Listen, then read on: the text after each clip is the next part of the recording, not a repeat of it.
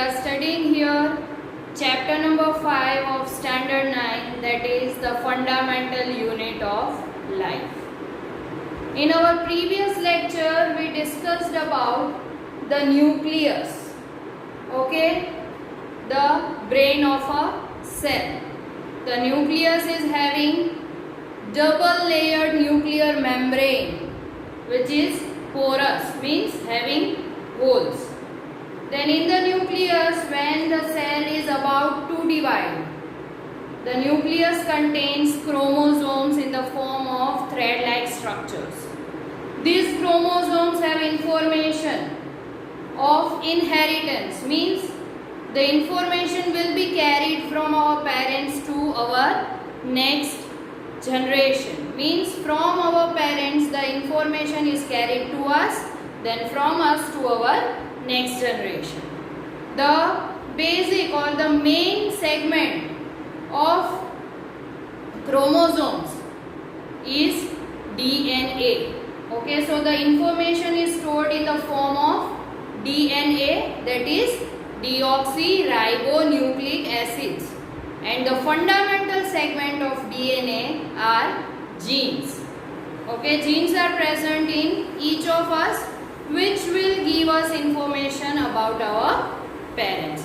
So this all we discussed in the last lecture. Now let's move towards the various functions of the nucleus.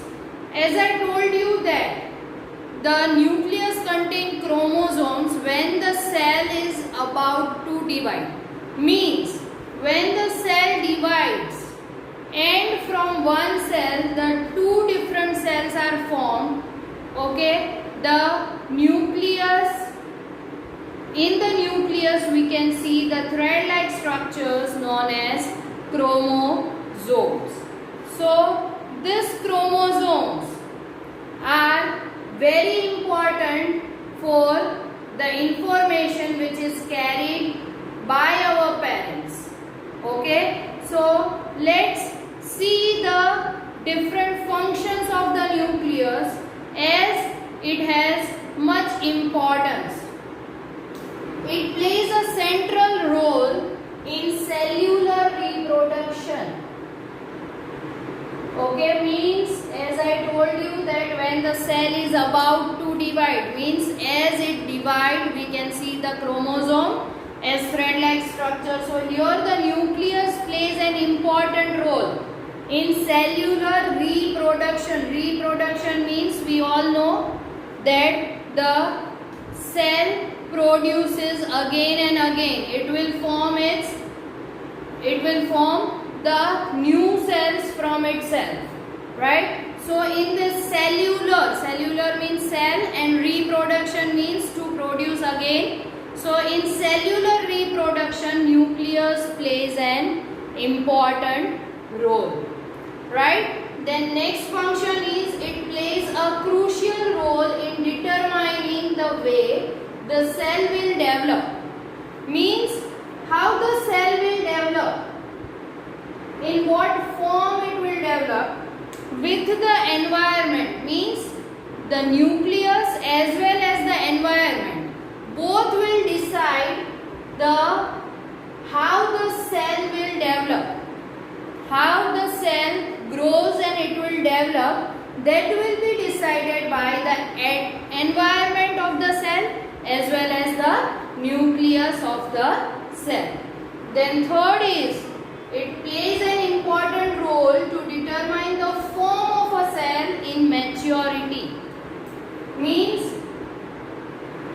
as the cell develops, then in which form, when it gets mature, in which form it will be there, it will be decided by the nucleus. So the form of the cell as well as how the cell will develop, these both the things will be decided by the nucleus of the cell.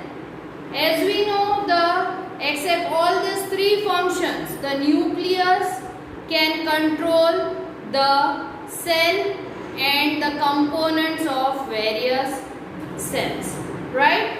So on the basis of nucleus present in any organism, there are two types of organism, that is prokaryotes and eukaryotes. Some organisms are having the nuclear membrane. Okay, means well developed nucleus is there with nuclear membrane, and other organisms lack this nuclear membrane. So on the basis of the nucleus and presence or absence of nuclear membrane, there are two types, that is prokaryotes and eukaryotes. Prokaryotes, pro means primitive, primary, and karyon means nucleus, means the organism which are having primitive nucleus, means there is no nuclear membrane present, are known as prokaryotes. In this type of organism, they contain only the nucleic acids, means the nuclear membrane is absent in this type of organisms. So these are known as prokaryotes. Okay, and eukaryotes, eu means well developed and karyon means nucleus, right? So the organism which are having well developed nucleus are known as eukaryotes. So these type of organisms contain both nuclear membrane as well as nucleic acid. So here the nucleus is well developed with the nuclear membrane. So these type of organisms are known as eukaryotes. So generally example of prokaryotes are bacteria, amoeba, etc. And eukaryotes are all human beings, animals and plants which are well developed and which are having well developed nucleus in each of their cell. If we compare both of these prokaryotes and eukaryotes, then we can easily say that in plants, for photosynthesis, in chloroplast, chlorophyll is present. But in bacteria, as the nucleus is not well developed, then the different cell organelles are also not well developed.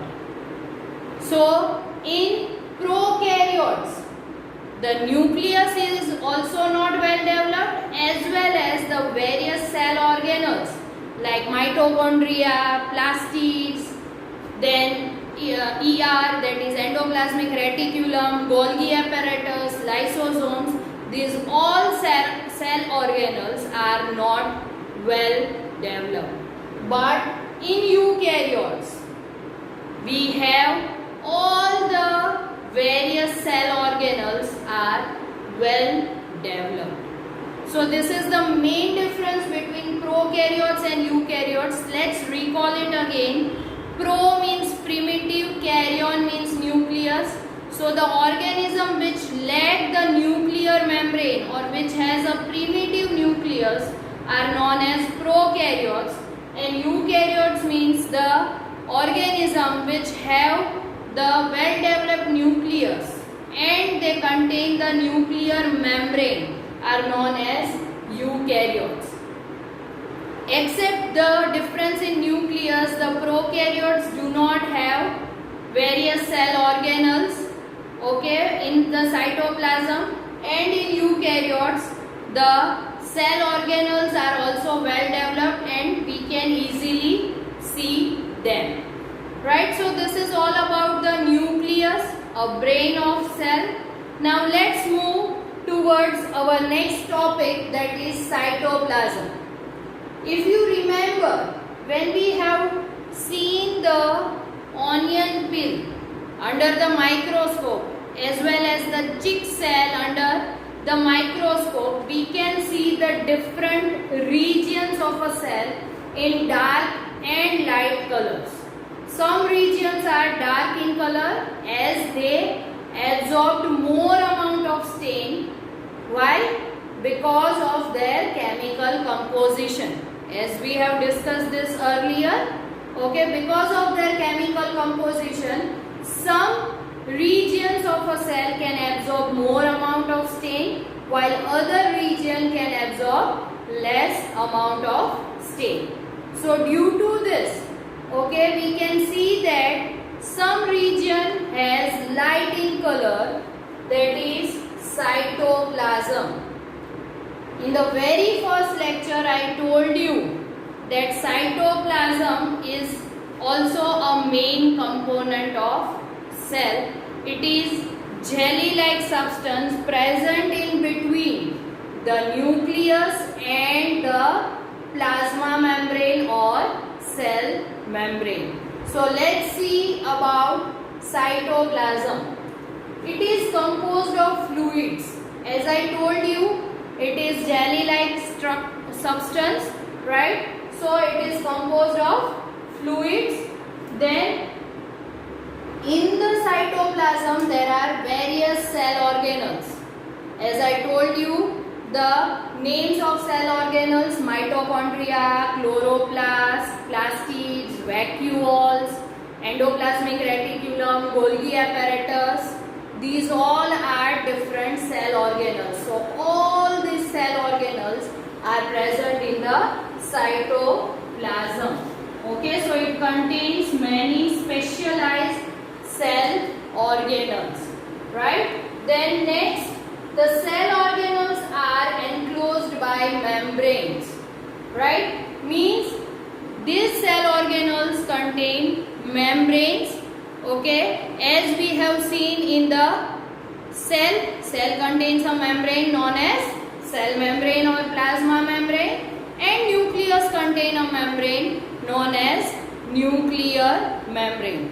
So like this, the cell organelles also enclosed in membranes, right? But these cell organelles are enclosed in the membranes only in eukaryotes. As I told you that in prokaryotes, the cell organelles are not present, or if they are present, they are not well developed. Means they are not enclosed by membranes. Then each cell organelles perform different functions. Okay, as in our body, there are so many organs and they perform the different functions. Same like that, in the cell, various cell organelles are present, and each cell organelle have their different functions. Each cell organelle is enclosed by membrane, and it is very important, as we can say that a virus, okay, virus we can say is a link between living and non-living. Means virus do not have any cell organelle. The virus do not have any cell membrane. Means it is not covered by any cell membrane, and that's why when it enters in our body, it uses the machinery of our body and it multiplies, right? But when this virus is out of our body, means out of the host body, then it is dead, or we can say non-living, right? So the presence of membrane is very important in the cell, right? So this is all about the nucleus and cytoplasm, and now in our next lecture, one by one we will discuss about various cell organelles. First we will discuss about ER, that is endoplasmic reticulum. Till that, be safe at home and try to revise all the points which we have discussed. Thank you.